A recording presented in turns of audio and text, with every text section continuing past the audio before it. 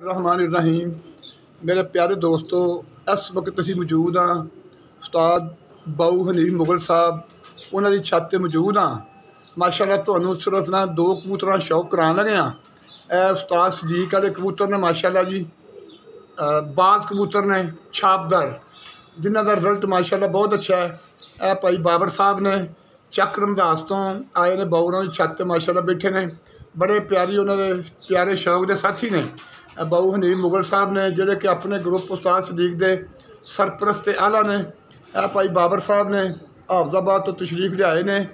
इन्होंने जनाब बहुत शुक्रिया कि हर इतवार को आते हैं, आके बाबरों के कोल आके दिलदगी करते हैं कबूतरों के बारे माशाअल्लाह जी। उस्ताद सदीक ग्रुप के बड़े जान नशीन ने गुजरांवाला शहर के उस्ताद इजाज जज्जा भट्ट कोलोवाल, उस्ताद मलक शाकर साहब चक रमदास तो साढ़े बड़े प्यारे दोस्त वफात पा चुके हैं। उस्ताद जुवेद डिंगा फाटक वाले, अल्लाह पाक उन्होंने जन्नतुल फिरदौस आला मुकाम अता फरमाए।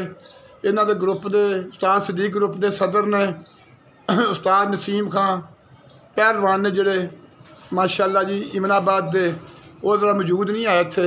इंशाअल्लाह तुहानूं किसी ने मजीद शौक करावांगे। इंशाअल्लाह कोई चंद दिनों इन्हों के ग्रुप की मीटिंग हो रही है, वो माशाअल्लाह कोई चंद मेंबरान उहदे देंगे, फिर इंशाअल्लाह ताला कोई पोस्ट बना के लावांगे। उस्ताद अख्तर अर्ज कर रहे हैं, जोड़ा किसी तारफ का मुताज ने, बस दुआवां याद रखना।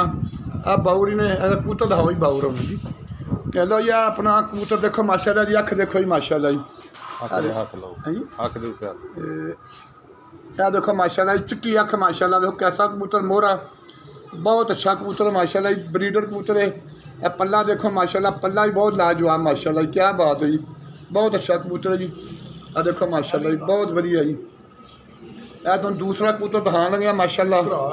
हाँ यह भी भरा सक्का दा, यह भी देखो माशाअल्लाह अखां देखो इहदियां, देखो माशाअल्लाह अख देखो जी बड़ी ही लाजवाब माशाअल्लाह। देखो चिट्टियां अखां ने, बड़ा लाजवाब कबूतर माशाअल्लाह जी।